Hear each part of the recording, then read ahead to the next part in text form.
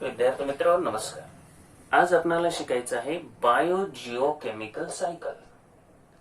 आता अगदी ही new term आहे अशातला विषय नाही, परंतु याच्यामधले जे बारकावे आहेत हे मात्र आपल्याला सर्वप्रथम भेटतायत, त्यामुळे अगदी सावकाश व्यवस्थितपणे लक्ष द्या। प्रत्येक शब्दाचं मीनिंग मी सांगतोय ते ध्यानात घ्यायचं। आता बायोजिओकेमिकल सायकल्स, जैव भू रासायनिक चक्र, मराठी अर्थाची आपल्याला फार गरज आहे अशातला काही विषय नाही। तर सर्वप्रथम काय करू, बायो। आता बायो कशाला म्हणतो आपण, तर जे लाईफ आहे त्यालाच म्हणतो, सजीव सृष्टीलाच आपण काय म्हणतो, लाईफ म्हणतो, बायो म्हणतो, हे तर मान्य आहे। त्यानंतर आपण जिओ, जिओ हा शब्द सुद्धा ऑलरेडी शिकलेलो आहे। बायो जिओ, जिओ म्हणजे काय असतं तर जॉमेट्री मध्ये शिकलाय, जिओग्राफी मध्ये शिकलाय, तर याचा जो संबंध येतो तो टोटली रॉकशी, लँडशी, जमिनीशी। आता इथं बायोजिओ केमिकल सायकल आहे, त्यामुळं याचा आपण संबंध घेऊ रॉक, सॉइल, थोडक्यात लँडशी याचं टोटली रिलेशन आहे। आता जे केमिकल्स आहेत हे तर वेगवेगळे केमिकल माहिती आहेत, बायोजिओ केमिकल सायकल्स। आता जिओ रॉक, सॉइल किंवा आपण अर्थ जरी म्हटलं तरी सुद्धा चालतंय। अर्थ म्हणजेच काय, लँड म्हणजे जमीन। केमिकल्स जे डिफरंट कोणकोणते केमिकल्स आहेत, कुणाला केमिकल्स म्हटले ते आपण शिकू। त्याच्या अगोदर सायकल, सायकल म्हणजे काय होणं, सर्क्युलेट होणं। तर केमिकल्स काय व्हायला पाहिजेत, सर्क्युलेट, केमिकल सर्क्युलेट होणं। आता सर्क्युलेट होताना एकाकडून दुसऱ्याकडे, दुसऱ्याकडून तिसऱ्याकडे, म्हणजेच या ठिकाणी अर्थ कडून म्हणजे जिओ कडून बायोकडे, बायोकडून जिओकडे, यालाच आपण काय म्हणतो, बायोजिओ केमिकल सायकल्स। कारण हे जे केमिकल्स आहेत हे केमिकल सुरुवातीलाच काय सांगितलं, लाईफ कडून म्हणजे बायो कडून जिओ कडे जाणं, लाईफ कडून जिओ कडे जाणं, आणि सायकल, सायकल म्हणजे पुन्हा लाईफ कडे म्हणजे बायो कडे जाणं, आणि यालाच आपण बायोजिओ केमिकल सायकल्स म्हणतो। त्यांचं जे ट्रान्सफर आहे एकाकडून दुसऱ्याकडे, सुरुवातीला डेफिनेशन मध्ये तेच दिले पहा। Though energy flow in an ecosystem is one way, energy flow हा जरी वन वे असला तरी flow of nutrients is cyclic, cyclic आहे ते आता लक्षात आलं। बायो कडून जिओ कडे, जिओ कडून बायो कडे, यालाच आपण सायक्लिक म्हणतो। चक्रीय आहे, सायक्लिक आहे, एकाकडून दुसऱ्याकडे, दुसऱ्याकडून पहिल्याकडे मूळ पुन्हा येणं, यालाच या ठिकाणी आपण काय म्हणतो, सायकल। आता वनस्पतींच्या वाढीसाठी आवश्यक असणारे जे न्यूट्रिएंट्स आहेत, जे नॉन लिव्हिंग आहेत, तर वनस्पती असतील, प्राणी असतील, हे बायोटिक आहेत। आता त्यांच्यामध्ये इंटरॅक्शन सतत होत असतात, आणि ह्या इंटरॅक्शन्स त्यांच्यामध्ये जे मॅटर आहे त्याचं ट्रान्सफर होणं हे सगळं कंटिन्युअस चालू असतं। आता जे न्यूट्रिएंट्स आहेत, आपल्याला लागणारे जे न्यूट्रिएंट्स आहेत, त्याच्यामध्ये ऑल लिव्हिंग ऑर्गॅनिझम्सला जनरली 8 एलिमेंट्स जे आहेत त्यांना आपण न्यूट्रिएंट्स म्हणतो। आता यांची संख्या आहे 8।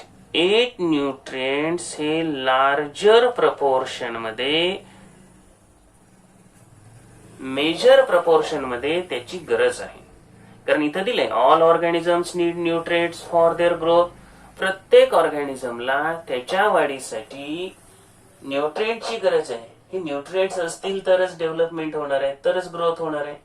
त्यामधले 8 न्यूट्रिएंट्स हे फार मोठ्या प्रमाणामध्ये पाहिजेत।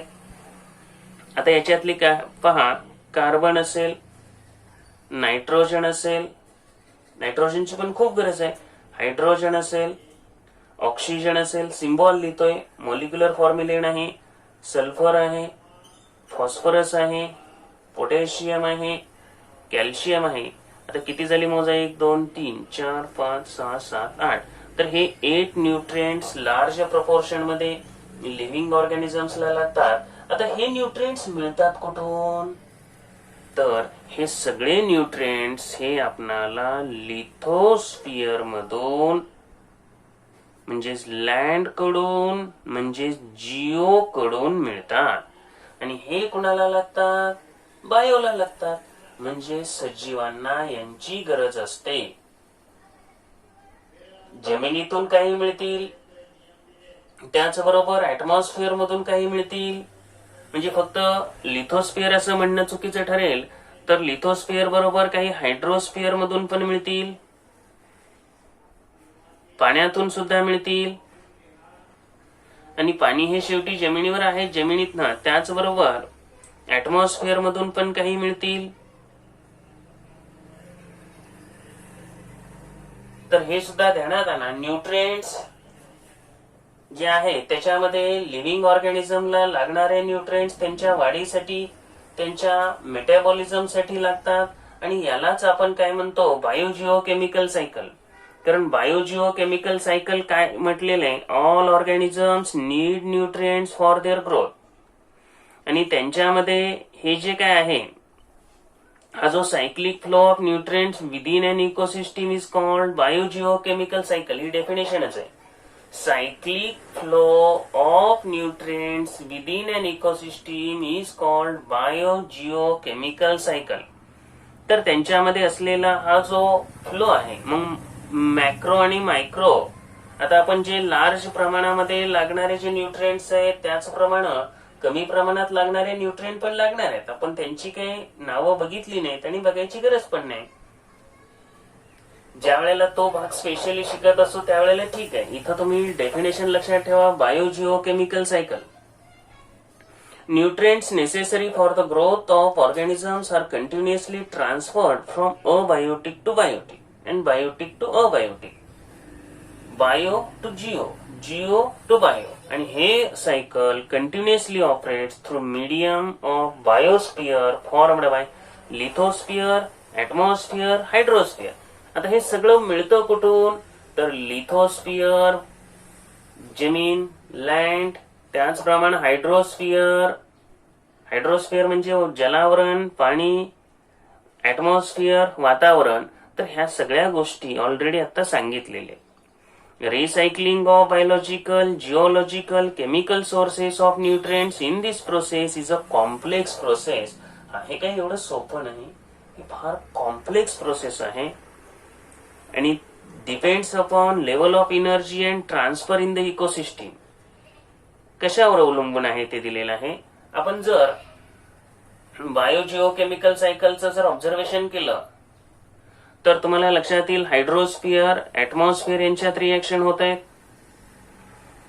तर त्यावेळेला जे आपल्याला इथं दाखवलेलं आहे, जलावरण म्हणजे पाण्याची वाफ होणं, वाफ थंड होणं, म्हणजेच काय झालं?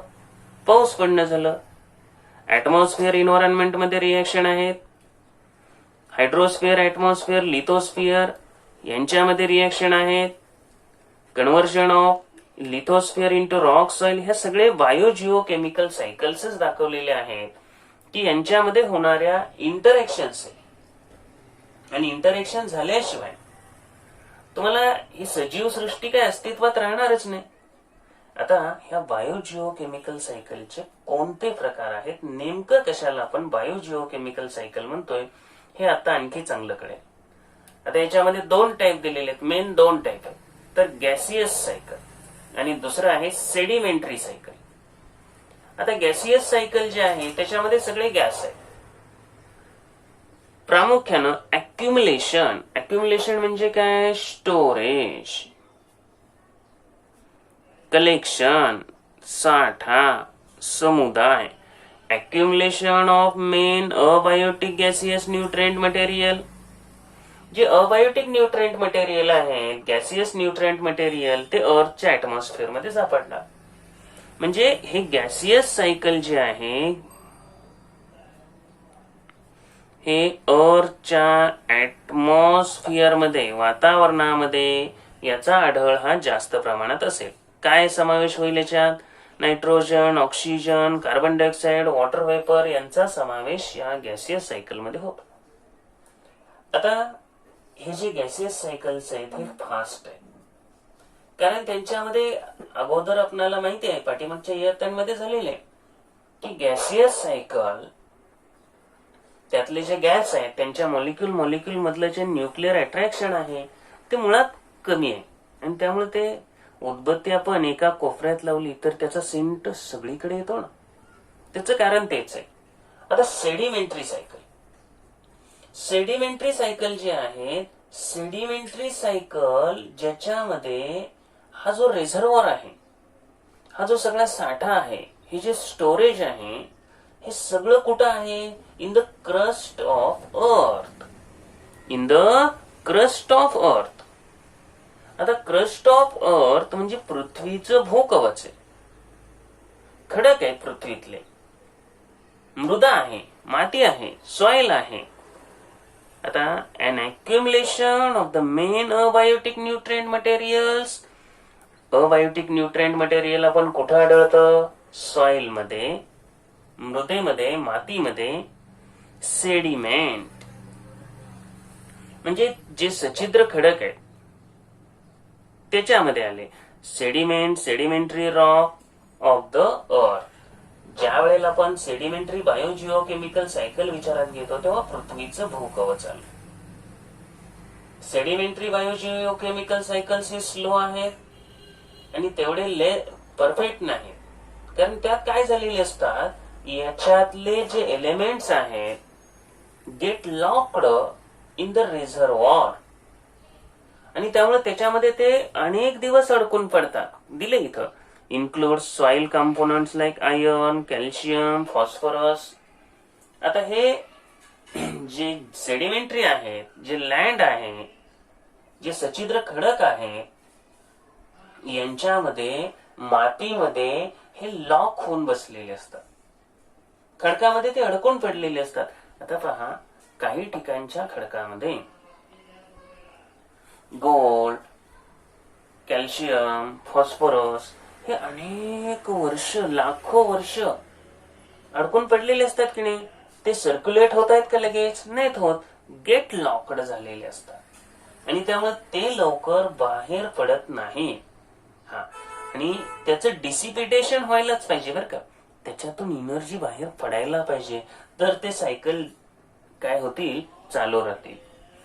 म्हणजे सायकल चालू हो राहायची असेल तर त्याच्यातून एनर्जी ही बाहेर पडलीच पाहिजे.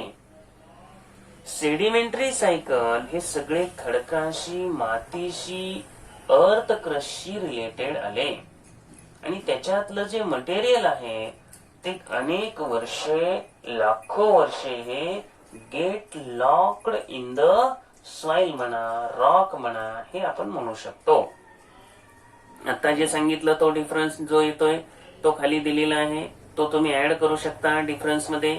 Gaseous cycle is speedier cycle than the sedimentation cycle, कारण CO2 गॅस अक्युमुलेट झाला आपल्या एरियामध्ये तर तो क्विकली डिस्पर्ड होतो. डिस्पर्ड स्प्रेड होतो, विखुरला जातो.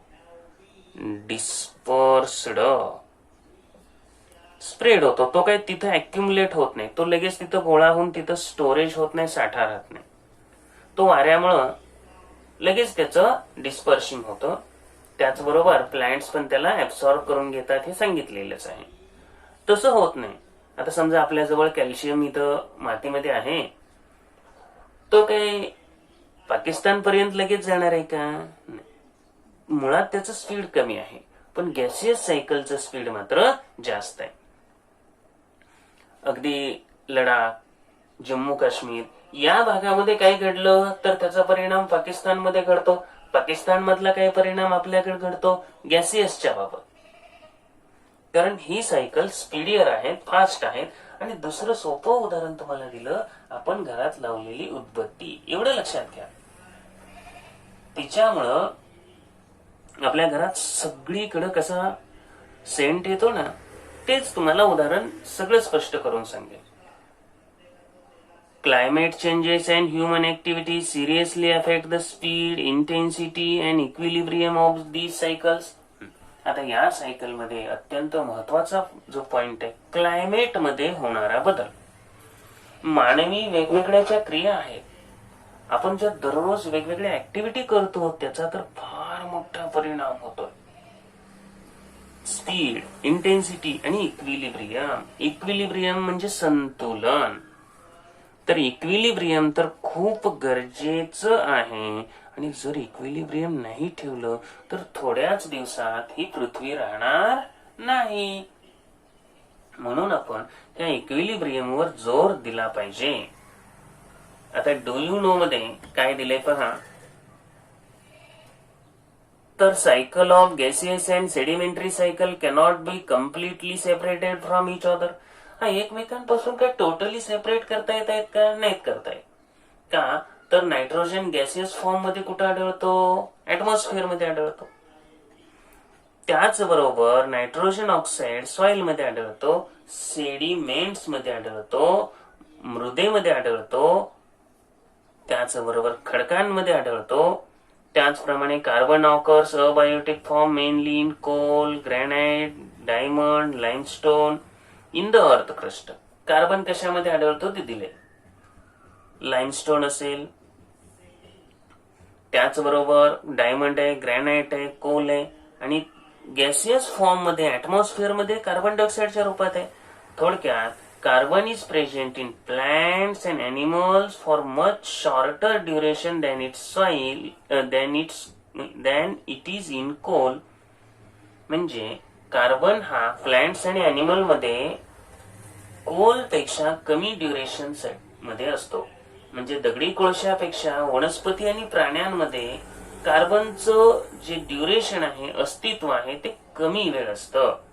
दगडी कोळशापेक्षा वनस्पती आणि प्राण्यांमध्ये कार्बनचे जे ड्युरेशन आहे ते कमी असतं. कारण दगडी कोळसा तयार व्हायला, फॉसिल फ्युएल तयार व्हायलाच लाखो वर्षे लागतात. हे ध्यानात घ्या. इथं तो पॉइंट सगळ्यात महत्वाचा आहे. आता बायो जिओकेमिकल सायकलवर शॉर्ट नोट विचारली जाऊ शकते, त्यावेळेला डायग्रॅम सह हे सगळं लिहिलं पाहिजे.